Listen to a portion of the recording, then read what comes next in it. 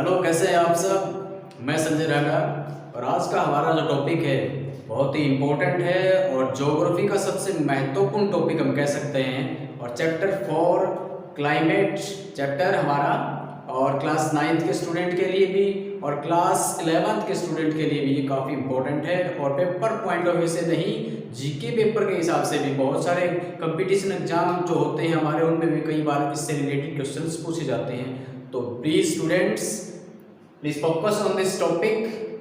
Climate climate climate और weather दो शब्द हैं, वही बड़ी कंफ्यूजन वाले शब्द हैं। अक्सर देखने में आता है क्लाइमेट क्या है, वेदर क्या है, दोनों एक ही चीज है, पर मतलब क्या है नहीं समझ में आता। अब मैं समझाता हूं आपको कि क्लाइमेट और वेदर क्या है। Okay, let's weather.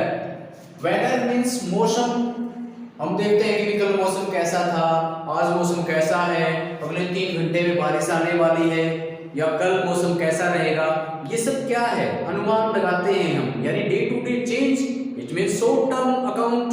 Short term account, थोड़ी देर के लिए जो चीजें होती हैं, यानी weather is a short term account over an area and any point. ये याद रखना, any point over an area. कितने टर्म के लिए? शॉर्ट टर्म के लिए, थोड़े समय के लिए, और ये चेंज होता है day to day change. Day to day change हो रहा है मौसम। पता चला जैसे हम बात कर रहे थे कि कल मौसम कैसा था, कल तो बहुत तेज धूप खिली हुई थी, आज देख रहे हैं मौसम बिल्कुल साफ है। और कह सकते हैं कि शाम के समय में ऐसा भी हो जाए कि बादल आ गए और हो सकता है हल्की फुल्की रेनफॉल भी आ जाए। तो इट मीन्स ये हमारा जो है वेदर कंडीशंस हैं, ये वेदर है। ओके, अब बात करेंगे कि क्लाइमेट क्या है, जलवायु। Climate is a long term account. Means ये है कि बहुत लंबे समय के लिए जिन बातों को हम ध्यान में रख करके, जो मीटियोलॉजिकल डिपार्टमेंट के जो साइंटिस्ट हैं वो स्टडी करते हैं, ऑल एटमॉस्फेरिक कंडीशंस, वो कौन कौन से वो मैं बताऊंगा आपको, जिनका वो स्टडी करते हैं। उसके बाद ये क्लाइमेट को ऑब्जर्व करते हैं। तो ये देखिए, climate is a long term account. Okay, sum total of all weather और एटमॉस्फेरिक कंडीशंस। ओके, अब आएगा बात है कि वेरिएशन ओवर ए लार्ज, यानी कि भारत की जलवायु कैसी है, यानी इंडिया की जलवायु कैसी है। भाई, इंडिया हैज सब ट्रॉपिकल एंड ट्रॉपिकल और मानसूनल क्लाइमेट। मीन्स ये है कि भारत जो है, ये जो मैप बनाया हुआ है मैंने भारत, यानी यहाँ पर मैं मान के चलता हूँ इक्वेटर है, इक्वेटर के आसपास हमने बताया था 23, ये आपकी टीओसी है लगभग। ओके, यानी कि ट्रॉपिक ऑफ कैंसर, ये जो ट्रॉपिक ऑफ कैंसर है और ये इक्वेटर है, यहां तक लगभग हम मान के चलते हैं कि ट्रॉपिकल रीजन है, क्योंकि ये इक्वेटर के करीब है। इसके बाद चेंज आएगा, यानी कि ये वाला जो प्लेन एरिया है या हिली एरिया है, इधर वाला भी, ये सब क्या है, ये आ जाएगा सब ट्रॉपिकल रीजन में आ जाएगा। ओके, अब मानसूनल कैसे है कि भाई मानसूनल, एक मानसून क्या है, monsoon is a Arabic word मौसिम से बना है। बहुत इजी है, सबको पता है, अरेबिक वर्ड है भाई, जिसका मतलब ही मौसम होता है। ओके, अब हम देखें कि मानसून है क्या। मानसून इज सीजनल विंड, हर साल आती है और लौटती भी है उसी तरीके से। और लौटती कैसे, वो मैं आगे बताऊंगा कि हवा कैसे आती है और कैसे जाती है, हम सबको बाद में मैं उसके बारे में ब्रीफ करूंगा यहाँ पर। ओके, मानसून क्या है भाई, आज भी आ रहा है। ओके, अगले 100 साल में भी आएगा, पिछले 10 साल पहले भी आता था, 50 साल पहले भी आता था। ये कि बड़ा ये कह सकते हैं कि ये फिनोमिना ऐसा है, is a monsoon is a seasonal wind, इसीलिए तो कहा गया है सीजन में, हर सीजन में आती है। ओके, अब मैं बात करूंगा वेरिएशन ओवर ए लार्ज और एरिया। अब मैं बात करूंगा मिनिमम टाइम पीरियड कितना है, जो क्लाइमेट को जो हम मेजर करते हैं कि क्लाइमेटिक कंडीशंस कितनी, कैसे चेंजेस आया, क्यों आया, इन सब बातों का जब अध्ययन करते हैं तो वो कितना टाइम माना गया है, ऑब्जर्व करते हैं 30 इयर्स। मिनिमम टाइम कितना रखा गया है, 30 इयर्स, यानी 30 साल तक हम किस किस चीज को अध्ययन करेंगे। ये मैंने लिखा था यहाँ पर, एटमॉस्फेरिक कंडीशंस। एटमॉस्फेरिक कंडीशंस कौन सी हैं वो मैं बता देता हूँ आपको, ये मैंने यहाँ पर लिखा भी हुआ है। एटमॉस्फेरिक कंडीशंस में आ जाएगा आपका टेम्परेचर आ जाएगा। ओके, पहले नंबर पे टेम्परेचर मींस क्या है, टेम्परेचर बहुत सारे बच्चों को नहीं पता तापमान क्या है।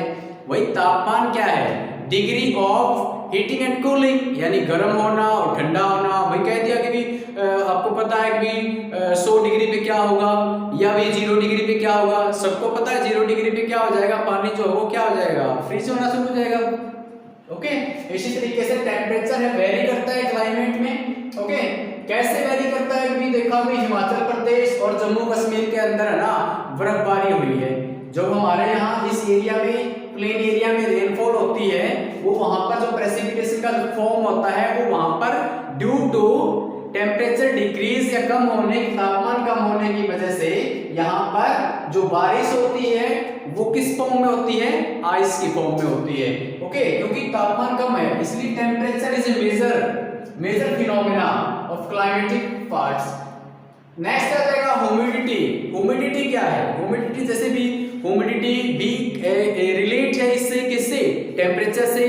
तापमान बढ़ेगा ह्यूमिडिटी बढ़ेगी, ह्यूमिडिटी जब 100% रिलेटिव ह्यूमिडिटी जब 100% पे आ जाएगी तो बारिश का फिनोमेना बन जाएगा। जैसे कि हम मानसून सीजन में देखते हैं बड़ा चिपचिप होती है लेकिन आसार होते हैं कि बारिश आएगी, है ना। तो ह्यूमिडिटी इज ये भी इसके अंदर फिनोमेना आता है। तीसरा है हमारा प्रेसिपिटेशंस। प्रेसिपिटेशन का मतलब ये है कि किस एरिया में बारिश कैसी होती है। जैसे कि मैं मान के चलूं कि भी मेघालय की बात करेंगे, यहाँ पर हम चिरापुंजी की बात करेंगे या मौसिनराम की बात करेंगे। अभी लेटेस्ट में मौसिनराम की बात करेंगे, देखते हैं कि बहुत ज्यादा बारिश होती है वहां पर। एवरेज एनुअल रेनफॉल की बात करें तो 400 सेंटीमीटर के आसपास में एनुअल रेनफॉल वहां पर होती है।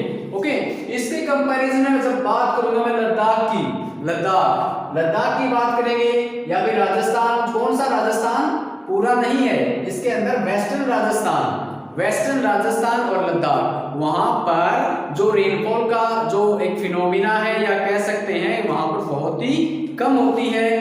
ओके, किसके कंपैरिजन में, बाकी सब एरिया के कंपैरिजन में लद्दाख और ये आपका वेस्टर्न राजस्थान। ओके, नेक्स्ट है हमारा एयर प्रेशर। एयर प्रेशर बहुत सारे बच्चों को नहीं पता होता है कि what mean by air pressure. आप कह सकते हैं एयर प्रेशर क्या है, वायु का दाब ही तो है। अब वायु का दाब कैसे, ये सारी चीजें कोरिलेट है। अभी बताता हूं एक बार आपको कि एयर प्रेशर जहां पर कम होगा तो वहां पर क्या होगा, कम होगा तो क्या होगा, विंड कैसे मूवमेंट करती है। अगला पार्ट जो हमारा विंड का ही है, तो ये दोनों कोरिलेट हैं और टेम्परेचर भी इससे कोरिलेट करता है। उसके बाद प्रेसिपिटेशन या रेनफॉल का भी आएगा। फॉर एग्जांपल मैं थोड़ा सा टाइम ले लूंगा अभी यहाँ पर। मान लीजिए जून के आसपास में ये वाला जो एरिया है यहाँ पर या तिब्बत प्लेटू जो है हमारा, वहां पर बहुत ज्यादा हीट होती है, गर्मी बढ़ जाती है और जिसकी वजह से क्या होगा भाई, जब गर्मी बढ़ेगी तो क्या मतलब तापमान बढ़ा ना, टेम्परेचर क्या हुआ, टेम्परेचर इंक्रीज हुआ तो वहां पर एयर प्रेशर कैसा होगा, एयर प्रेशर उल्टा होता है। जब तापमान बढ़ता है तो एयर प्रेशर जो वायु दाब है वो क्या हो जाएगा, कम हो जाएगा। एयर प्रेशर यहाँ पर कैसा हो जाएगा, एयर प्रेशर लो हो जाएगा। ये लो और हाई होता है। ओके, अब एयर प्रेशर लो हो गया, टेम्परेचर इंक्रीज हो गया, तब क्या होगा, यानी कि कहीं ना कहीं एयर प्रेशर हाई भी होगा और जो विंड जो मूवमेंट करती है, विंड कैसे मूवमेंट करती है, हाई टू लो, यानी कि हाई एयर प्रेशर से लो एयर प्रेशर की तरफ विंड मूवमेंट करती है। और यही एक फिनोमेना ऐसा है जो कि मानसून लेके आने में हमारे इंडिया में या आप कह सकते हैं पूरे वर्ल्ड के अंदर ये जो एक फिनोमेना है ये बड़ा कारगर साबित होता है। जब तापमान बढ़ता है एयर प्रेशर हो जाएगा कम यहाँ पर और यहाँ पर हाई एयर प्रेशर होता है, विंड का मूवमेंट कैसे होगा, हाई टू लो। इसी प्रकार ये जो हमारे जो मई जून जो होता है उसमें यहाँ पर मानसून की अच्छी बारिश होती है और इंडिया के लिए बून है वो, एक तरीके से हम कह सकते हैं। अगला जो टॉपिक हमारा रहेगा कि मैं बताऊंगा आपको कि जैसे हमने बताया था, मैंने यहाँ पर लिखा हुआ है कि हमारी एक तरीके से अर्थ की शेप है। ओके, जो मैंने ये लाइन ड्रॉ की है इक्वेटर, यानी 0 डिग्री पे इक्वेटर है। ओके, 23 और 1.5 लिखा है मैंने यहाँ पर, 23.5 डिग्री नॉर्थ है। ओके, तो ये जो है ये क्या है, TOC मैंने लिखा हुआ यहाँ पर, टॉपिक ऑफ कैंसर है। इसी तरीके से 23.5 डिग्री साउथ में जब हम जाएंगे तो तो क्या होगा, ट्रॉपिक ऑफ कैप्रिकॉर्न आ जाएगा। इसी तरीके से जब हम ऊपर 66.5 डिग्री पे जाएंगे, ओके 66 1.5 नॉर्थ में जब जाएंगे तो ये क्या हो जाएगा, आर्कटिक सर्कल आ जाएगा। इसी तरीके से 66 1.5 नीचे जाएंगे यानी 66.5 डिग्री साउथ में जाएंगे तो क्या आ जाएगा, अंटार्कटिक सर्कल आ जाएगा। और लास्ट में हमारा जो पोल आएगा यानी कि 90 डिग्री पे क्या आ जाएगा, पोल। कौन सा पोल है, इधर हमारा नॉर्थ पोल है यानी कि उत्तरी गोलार्ध आ जाएगा, ओके उत्तरी ध्रुव बोलेंगे हम इसको। और ये हमारा 90 डिग्री है साउथ पोल यानी कि दक्षिणी ध्रुव हम इसको कहेंगे। अब ये वाला जो पार्ट है टॉपिक ऑफ इक्वेटर वाला, टॉपिक ऑफ कैंसर और टॉपिक ऑफ कैप्रिकॉर्न वाला जो रीजन है, यहाँ पर हीट बहुत ज्यादा होती है जिसकी वजह से हम इस यहाँ पर तापमान ज्यादा ही रहेगा लगभग। और अप्रोक्सीमेटली इक्वेटर से यानी कि 0 से 5 डिग्री नीचे और ऊपर जो है ना लगभग वहां पर बारिश का फिनोमेना हर रोज बनता है, ओके। तो इसको हम बोलते हैं टोरिड जोन, इसको हम बोलेंगे टोरिड जोन। जो हमारे 23.5 से और जो अंटार्कटिक सर्कल है इसके बीच का जो पार्ट रहेगा उसको हम बोलेंगे टेम्परेट जोन, वो नॉर्थ में भी और वो साउथ में भी क्या बोलेंगे उसको, टेम्परेट जोन, ओके। यानी कि ठंडा इलाका शुरू हो गया अभी, है ना। अगला जो हमारा सर्कल आ जाएगा 90 डिग्री से और 66.5 जो आपका डिग्री था यानी कि आर्कटिक सर्कल से और 90 डिग्री तक जब हम जाएंगे वो जो जोन होगी बहुत ठंडी होगी, ओके। यहाँ पर तापमान बहुत कम होता है, इसको हम इसको क्या बोलेंगे, फ्रीजिंग जोन बोलेंगे। इसको क्या बोलेंगे, फ्रीज जोन बोलेंगे या फ्रीजिंग जोन हम इसको बोलेंगे। क्यों बोलेंगे, क्योंकि जो सन होता है, सन तो एक ही जगह है, क्या करती है, अर्थ क्या कर रही है, उसके चारों ओर चक्कर लगा रही है। अब जो अर्थ जब चक्कर लगाती है तो इसका बहुत कम पार्ट किसका, सन का, सन की जो लाइट पड़ती है वो लगभग अप्रोक्सीमेटली यहीं तक ज्यादा चल पाती है। जैसे कि मैं यहाँ पर मान के चलता हूँ, यहाँ पर सन है ये मान लेता हूँ, इसकी जो रेंज है ये रेंज जो है ये ऐसे और ऐसे, इसके बाद ओब्लिक हो जाएगी बहुत ज्यादा, ओके। तो सबसे ज्यादा लाइट कहाँ पे आई, इस वाले रीजन में आई, इस वाले रीजन में आई तो इसका मतलब क्या हुआ, यहाँ पर गर्मी बढ़ेगी, तापमान बढ़ेगा, ओके। इसके बाद क्या हुआ, ओब्लिक होती गई, नैरो, बहुत ज्यादा समय भी लगेगा और कम लाइट भी जाएगी, इसलिए यहाँ पर तापमान अक्सर कम ही रहता है जो आपका फ्रीजिंग जोन हमने बताया है, ओके। अब हम बात करेंगे कि जैसे 0 डिग्री, मैंने ये बताया 0 डिग्री आपका इक्वेटर है, 0 डिग्री पे यानी कि भूमध्य रेखा बोलते हैं हम, विषुवत पृथ्वी बोलते हैं इसको, ओके। 0 डिग्री से जब हम 90 डिग्री नॉर्थ पोल की तरफ या 90 डिग्री साउथ पोल की तरफ हम जाएंगे यानी कि लोअर टू हायर आप कह सकते हैं लैटिट्यूड पे जब हम जाते हैं तो क्या होगा, यानी कि यहां से हम जब जाएंगे तो क्या होगा भाई, वहां पर तापमान बढ़ेगा कि घटेगा, तापमान घटेगा यानी कि टेम्परेचर डिक्रीज होगा। किसके, 0 डिग्री से जब हम हाइट पे जाते हैं यानी हम इक्वेटर से हाइट की तरफ जाएंगे तो टेम्परेचर क्या होगा, डिक्रीज हो जाएगा, कम हो जाएगा, ओके। ये मैंने आपको बता दिया कि इंडिया कैसी क्लाइमेट है भारत की, पर फिर से बता देता हूं, इंडिया हैज ट्रॉपिकल और एंड सब ट्रॉपिकल और मानसूनल क्लाइमेट, ओके। यानी कि उष्णकटिबंधीय भी है, उपोष्ण कटिबंधीय भी है और मानसूनी क्लाइमेट यानी जलवायु भी भारत की है, ओके। बड़ी विषमता है, आप कह सकते हैं कि भाई जब हमें बहुत ज्यादा गर्मी लगती है तो हम चले जाते हैं इधर हिमाचल प्रदेश, शिमला, कुल्लू मनाली की तरफ, है ना। जब बहुत ज्यादा यहाँ पर ठंड हो जाती है तो भी राजस्थान में देख लो, जब गर्मी का मजा चखना है तो आप लोग राजस्थान में जाइए, जैसलमेर और जोधपुर जैसे इलाके में जाएंगे तो वहां पर आप लोग तपिश देख सकते हैं। और हम देखते हैं कि गर्मी के मौसम में वेरिएशन की जब बात आ गई है तो मैं बताऊंगा आपको कि जब गर्मी का जो समर सीजन होता है उसके अंदर राजस्थान का जो कुछ इलाका होता है, लाइक चूरू भी इसके अंदर शामिल है। राजस्थान का जो चूरू डिस्ट्रिक्ट है वहां पर भी देखने में आ रहा है पिछले कुछ दिनों कुछ सालों से कि वहां पर भी जो टेम्परेचर है वो मैक्सिमम कह सकते हैं मैक्सिमम जो टेम्परेचर 50 डिग्री सेल्सियस तक जा रहा है, ओके। जबकि अब J&K वाला जो रीजन है, J&K यानी कि कश्मीर के अंदर पालगांव है, पहलगाम जो हम बोल रहे हैं इसको, वो एक रीजन है, वहां पर जो टेम्परेचर है वो 20 डिग्री रहता है। बताइए यार, कहां पर 50 डिग्री है और कहां 20 डिग्री है, तो कितना मतलब किस तरीके से है, यहाँ पर जो लोग रहने वाले हैं उनके ज्यादा पैसे हैं, घूमने का मन कर रहा है, छुट्टियां पड़ गई तो वो लोग यहाँ पर जा सकते हैं, 20 डिग्री टेम्परेचर है ना। तो इस तरीके से हम देखते हैं। जबकि दिल्ली वाले जो लोग हैं, यार मैंने दिल्ली लिखा है यानी हरियाणा, पंजाब, दिल्ली, उत्तर प्रदेश, ये वाला जो रीजन है और राजस्थान भी आप कह सकते हैं, है ना। इस रीजन में इनको भाई दोनों ही तरीके के मौसम, ओके, यानी तीनों तरीके के मौसम का बड़ा जबरदस्त एहसास होता है। कैसे होता है कि भाई जब समर सीजन आता है बहुत ज्यादा गर्मी होती है, बहुत पसीना छूटता है, ओके। जब विंटर सीजन आता है तो बहुत ज्यादा ठंड भी पड़ती है, ओके।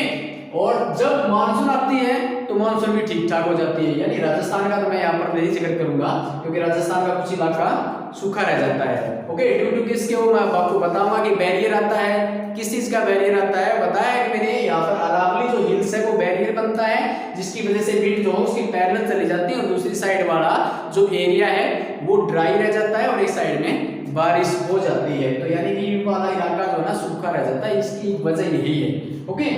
जब अब हम बात करेंगे कि दिल्ली वाले को मैंने बताया कि यहाँ पर मौसम का सब तरीके के मौसम का वो आनंद लेते हैं। इसके कंपैरिजन में अब आऊंगा मैं मुंबई में, ओके। मुंबई वाले जो लोग हैं उनको ज्यादा मौसम का आभास इतना नहीं होता कि भी कैसी गर्मी है, ओहो हरियाणा में कैसी गर्मी अभी पड़ रही होगी, कैसी राजस्थान के अंदर अभी गर्मी पड़ रही होगी, उनको इतना ज्यादा महसूस नहीं होता। क्यों नहीं होता? क्योंकि ये वाला जो इलाका आपका है ये वाटर बॉडी है। कौन सा वाटर बॉडी है यहाँ पर? Arabian sea, okay. Due to Arabian sea मैं आपको बताऊंगा कि किस तरीके से जैसे करंट आती है, ओके, यानी जो लहर आती है पानी की, उनकी वजह से ये जो है कभी गर्म तो कभी ठंडा, ओके। इस तरीके से यहाँ पर जो टेम्परेचर है वो मेंटेन रहता है, बैलेंस रहता है, इसलिए यहाँ पर ज्यादा आभास नहीं हो पाता कि गर्मी कितनी है या सर्दी कितनी है। तो मुंबई वाले लोग हैं या ये वाला जो कोस्टल रीजन है टोटल, ओके ओके, ये पेनिनसुलर एरिया जिसको बोलेंगे, यानी जो 3 पार्ट जिसके होते हैं। पेनिनसुलर क्या है? जिसका 3 हिस्से जो है ना वो पानी से घिरे हुए और एक जो है उसका आपका ये प्लेन एरिया है, आप कह सकते हैं। अब नेक्स्ट देखिए, यहाँ पर जो अंडमान एंड निकोबार है, यहाँ तो बिल्कुल ही गर्मी हो या सर्दी, भाई दोनों ही मौसम में ना बिल्कुल से 1-2 डिग्री का मुश्किल से यहाँ पर है ना अंतर आ पाता हुआ। अब लगाइए अंदाजा, कहाँ तो बेचारे राजस्थान में लोग झुलस रहे हैं 50 डिग्री सेल्सियस में और यहाँ पर है ना टेम्परेचर सेम ही रहता है, तो इनको तो पता ही नहीं चलता। जब यहाँ पर ये लोग आएंगे ना तभी होता है। तो यहाँ पर ये वाला जो रीजन है सब जो प्रकार के मौसम उनको फील करता है, ओके। अब मैं बात करूंगा यहाँ पर जो इंडिया की बात करेंगे, बहुत एक तरीके से कहा गया है कि भी बहुत ज्यादा वेरिएशन हमारे यहाँ पर देखने को मिला है, ओके। अब मैं बात करूंगा कि भी जो प्रेसिपिटेशन की बात करेंगे हिमालय रीजन में। हिमालय रीजन में मैंने बताया था प्रेसिपिटेशन कैसे होती है, तो क्योंकि ठंडा एरिया है बारिश की किस फॉर्म में होगी? यहाँ पर आइस की फॉर्म में होगी, ओके। जबकि ये वाला जो इलाका है यहाँ पर रेनफॉल होगी, ओके। इसके बाद जब हम बात करेंगे कि भी मौसम नाम का मैंने आपको बता ही दिया है, ओके। अब बात करेंगे भी मेघालय में बहुत ज्यादा लार्ज स्केल पे रेनफॉल होती है। इसके बाद जब हम बात करेंगे यहाँ पर राजस्थान में, मैंने बता ही दिया है कि राजस्थान के अंदर कितना है, ओके। एयर प्रेशर के अंदर बात करेंगे तो मैंने बता दिया कि यहाँ पर ट्रेड विंड है आपकी, ओके, ट्रेड विंड हो गई। इसके बाद आपकी ऊपर अपर सर्कुलेशन में हम जो बात करेंगे तो जेट स्ट्रीम चलती हैं जिनकी स्पीड बहुत ही ज्यादा हाई होती है। गर्मी और सर्दी में काफी वेरिएशन वहां पर देखने को मिलता है, ओके। जब जेट स्ट्रीम की बात करेंगे तो जेट स्ट्रीम हमारी जो आप कह सकते हैं कि भी एक जो वेस्टर्न डिस्टर्बेंस है जिसकी वजह से हमारे इस इलाके में बारिश होती है, वो जेट स्ट्रीम उसमें काफी कारगर साबित होती है। जेट स्ट्रीम की जब मैं बात करूंगा तो 27 टू आप कह सकते हैं कि 30 डिग्री नॉर्थ, 27 डिग्री और आपकी मैंने बताया कितना 30 डिग्री, यानी 27 से 30 डिग्री के बीच में ये वाली जो हवाएं हैं, जेट स्ट्रीम है, वो चलती हैं, ओके। एरिया जो उसका है मैं आपकी स्पीड जो इसकी बताऊंगा यहाँ पर, यानी कि जो ये वाला एरिया है हमारा ये कवर करता है, ओके, जिसकी वजह से बारिश होती है। 110 किलोमीटर प्रति घंटे की रफ्तार से ये समर में चलती हैं और 184 मैंने बताया अप्रोक्सीमेटली किलोमीटर प्रति घंटे की रफ्तार से ये विंटर सीजन में चलती हैं। अब मैं बात करूंगा कि कुछ फैक्टर हैं जो कि क्लाइमेट को इफेक्ट करते हैं, कंट्रोल करते हैं या नियंत्रित करते हैं, वो बताता हूं आपको 1 मिनट के लिए। इसको मैं थोड़ा सा इरेज कर देता हूं। भाई बहुत वेरिएशन है इंडिया की क्लाइमेट में, आप कह सकते हैं सब तरीके का आभास यहां पर हो जाता है, हमें सर्दी का भी और गर्मी का भी। फैक्टर अफेक्टिंग, मैं लिखूंगा यहां पर फैक्टर अफेक्टिंग ऑफ क्लाइमेट, बहुत इंपॉर्टेंट है। और ये जो बच्चे जो 9th और 11th के जो स्टूडेंट्स हैं उनके लिए तो काफी इंपॉर्टेंट है, कई बार एग्जाम में पेपर पूछा जाता है, बहुत very very important questions, okay, for final paper. इसके जो कुछ फैक्टर अफेक्टिंग है जो इसको अफेक्ट करते हैं क्लाइमेट को, तो पहला है आपका लैटिट्यूड, ओके, अक्षांश बोला है, ओके। फिर आएगा आपका अल्टीट्यूड, तीसरा आपका जो रहेगा वो रहेगा, पहला मैंने क्या बताया है आपको, लैटिट्यूड बताया है, ओके, दूसरा क्या बताया है, अल्टीट्यूड बताया है, और तीसरा मैंने बताया है डिस्टेंस फ्रॉम सी लेवल, और एक रिलीफ आप लिख ही सकते हैं वैसे, रिलीफ, ओके।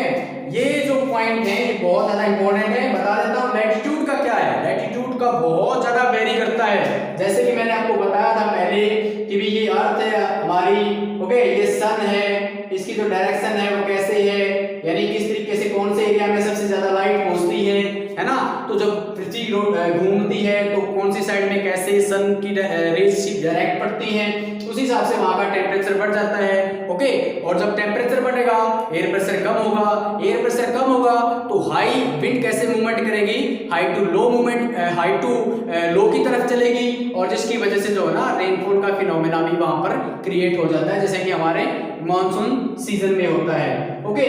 जैसे कि मैंने बताया कि यहाँ पर अल्टीट्यूड की बात करेंगे, यानी हाइट की जैसे बात करेंगे, तो जैसे कि हिमालय रीजन है, मान लीजिए ये हिमालय रीजन है, ओके, हाइट पे है। पहली बात तो ये कि टाइम यहाँ पर हाइट पे जाने के साथ साथ में टेम्परेचर क्या होता है, डिक्रीज होता है, कम होता है, ओके। अब यहाँ पर कम तापमान है, और दूसरा जैसे रिलीफ इसी में अंदर शामिल कर लूंगा मैं, तो जैसे कि हाइट पे जाएंगे, ये हिमालय माउंटेन है, बैरियर बनता है ये, ओके। अगर ये ना होता, ये किसरी क्या है भाई, ये उच्चावच, ओके, हिली एरिया है, ओके। ये क्या काम करता है, जो आपका सेंट्रल एशिया है, ओके, मध्य एशिया, सेंट्रल एशिया से जो ठंडी और बहुत स्पीड के साथ में, ओके, ड्राई होती हैं, मॉइस्चर नहीं होता इतना ज्यादा, ओके, ये जो बहुत स्पीड से आती हैं और ये इनको रोक लेता है। अगर ये हिमालय माउंटेन नहीं होता तो इंडिया में आज क्लाइमेट कुछ और ही अंदाज का होता। तो Himalaya is a bone for India, कह सकते हैं, ओके, ग्रेट। फिर इसके बाद ये करते हैं, जैसे मानसून जब जाती है, ओके, तो यहां तक जाएगी, इधर से ये वाली मानसून आएगी, इधर से ये वाली है, इससे टकराएगी और इस वाले रीजन में बारिश करेगी। अदरवाइज हो सकता है वो सीधी भी निकल जाए, है ना। तो ये घूम फिर करके ना इसी तरीके से वापस लौट आती है। जैसे कि मैंने बताया जेट स्ट्रीम चलती है ना, तो ये यहाँ से मिडिटेरियन सी से क्या लेकर के आती है, हवा जो मॉइस्चर लेकर के आती है और इस डायरेक्शन में आती है, इससे एक इसके पैरेलल चली जाती है हिमालय माउंटेन के, और इसके बिल्कुल साउथ में चली जाती है, जिसकी वजह से हरियाणा, राजस्थान और पंजाब के अंदर या उत्तर प्रदेश और ये इधर वाला पूर्वांचल के जितने भी राज्य हैं वहां तक बारिश कई बार होती है, बहुत ज्यादा महत्वपूर्ण होती है। राजस्थान में उसको मावट के नाम से भी जाना जाता है, ओके, मावट के नाम से, क्योंकि वहां पर चना बहुत ज्यादा होता है, और चना और उसके लिए सबसे ये ज्यादा महत्वपूर्ण कारगर या साबित होती है। ये जो इस टाइम पर जैसे दिसंबर है, जनवरी है या फरवरी का जो मंथ है, उस टाइम पर जब बारिश होती है तो काफी मात्रा में यहाँ पर चने का प्रोडक्शन होता है। इसके बाद हमारा एक रह गया सी लेवल, ओके, सी लेवल के साथ में भी बहुत ज्यादा वेरिएशन देखने को मिलता है क्लाइमेट के अंदर। भारत की बात करेंगे तो यहाँ पर मैंने पहले बताया